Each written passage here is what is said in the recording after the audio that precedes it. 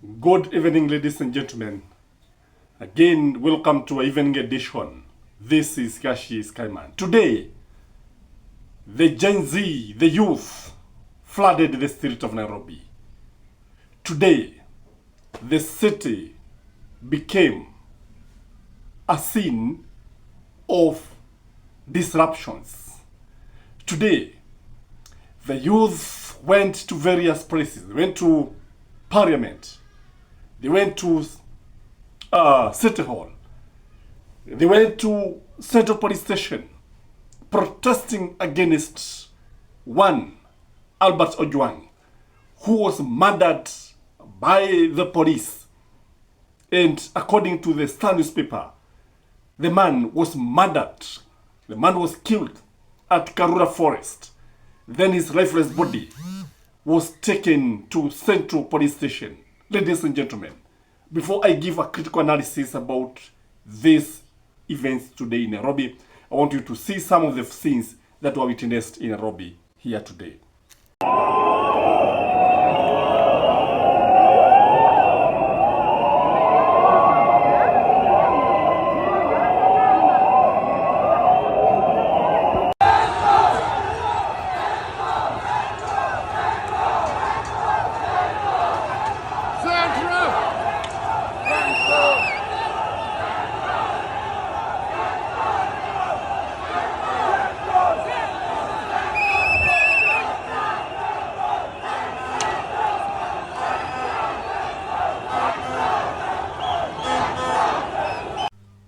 I've always told people not to ignore Rigathi Gashagua since he was impeached by William Samoei Ruto's government. I've always told Kenyans that Gashagua is now the truthonometer that measures the truth as far as William Samoei Ruto is concerned. If you want to know any truth about the government, if you want to know what is happening in the government, if you want to know the thinking of the government, if you want to know the plans of the government, listen to Rigathi Gashagua, the so-called the truthful man. And Gashagua was in Kiambu. And Gashagua gave his critical take. He told Kenyans what is happening in the government. And he has been saying it. But some people have been trying to say Gashagua, oh, sijui mtu wa Kabila, sijui nini. What? Gashagua, whatever he is doing is not different from what other leaders are doing. But the only difference is that Gashagua is a critic of William Samoei Ruto's administration. So watch Rigathi Gashagua here and listen every word that Gashagua is going to say here. Uliza kama huyu Ruto anaua watoto wetu. Nyinyi viongozi hapa Kiambu mnaona ameua watoto, mnakuja hapa kutuambia tumfuate. Mnafikiria sisi kichwa yetu ni mbaya? Ni madharau, si madharau? Sasa kijana ameuawa pale Nairobi, anaitwa Ojwang. Ameuawa na Deputy Inspector General of Police anaitwa Lang'ata. Si ndio? Na huyo ni mtu ya Ruto na Murkomen. There is a squad, a killer squad of 101 officers ambayo walitoka AP wakaingizwa katika National Intelligence Service. Hao ndio wamefanya kazi ya abduction na kuua Gen Z. William Ruto sasa amechukua huyu Lang'ata, amemfanya komanda ya hiyo kikosi. Ndio huyu mtu anaitwa Ojwang amewekwa Central Police Station. Huyu Lang'ata ametuma watu wameenda pale wameua yeye. Sasa pale Senate na National Assembly wanajaribu kufanya kabara. Huyu anajulikana mwenye kuua. Tunataka kuambia William Ruto, huyu mtu yako anaitwa Lang'ata akamatwe aende kotini ashitakiwe kifo.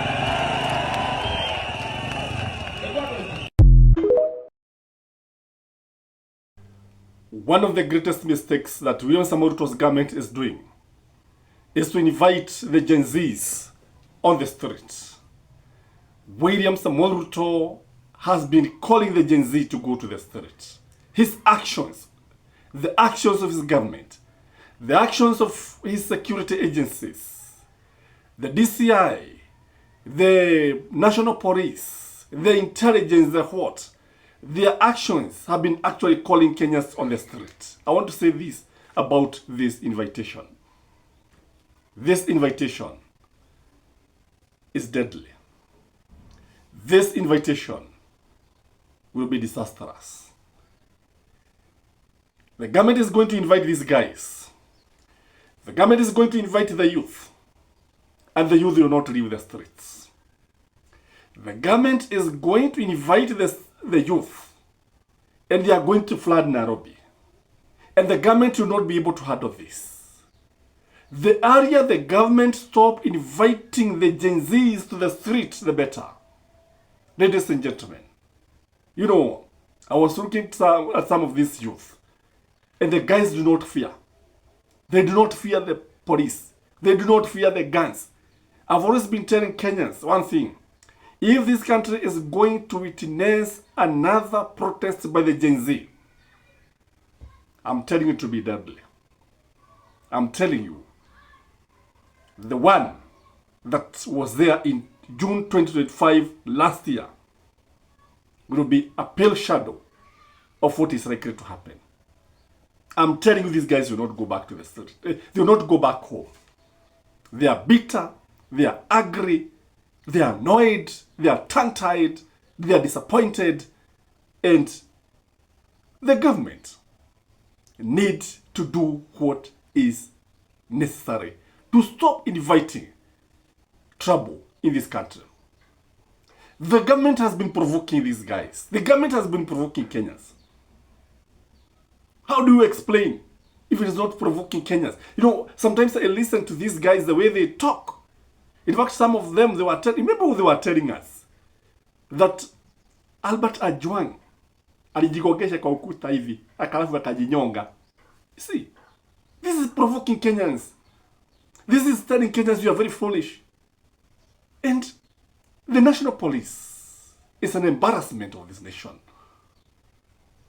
That the government is just sitting pretty and nobody is being arrested because of what happened. The OCS was there. The policemen who are there are they just suspending them, just interdicting them, and then wanafichwa hivi alafu warudi kazini. Yet a life has been lost. This is the highest provocation. This is what I'm saying. It's provoking Kenyans. This is making Kenyans more angry. The government has been harming these people. The government has been abducting. Remember, is it Rose Jerry just the other day? And even before the dust settled, Albert Ojwang was dead. Who will be the next? That's the question that Kenyans are asking. And looking at the way Kenyans are now responding, it means one thing. That Kenyans are not going to watch as fellow Kenyans are harmed. Kenyans are not going to watch as fellow Kenyans are killed by state agencies. I also saw people trying to stop the Deputy Inspector General from leaving his office. And people are very, very angry. People are very, very much determined. The government is also interfering with education. Remember the education funding model? The youth have been complaining that this thing is not working. This thing is actually destroying, is killing our future. That we cannot be able to afford. Our parents cannot be able to afford to pay school fees. And the government has continued to sit on this thing like nothing is happening. Ladies and gentlemen, when you live in the glass houses, be very, very careful on what you do. Don't throw stones to people who live in Manyatta, to people who live in slums. Don't. You know, what the government needs to know is that Kenyans are very, very angry. Very, very angry. The government should realize this. The government has not realized that Kenyans are very, very angry. And they need to do everything possible to stop or manage the anger.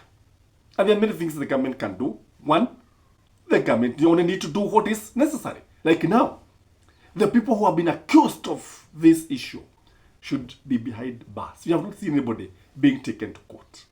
Ladies and gentlemen, Nairobi was in queues today. I don't know whether this will be repeated tomorrow or the day after.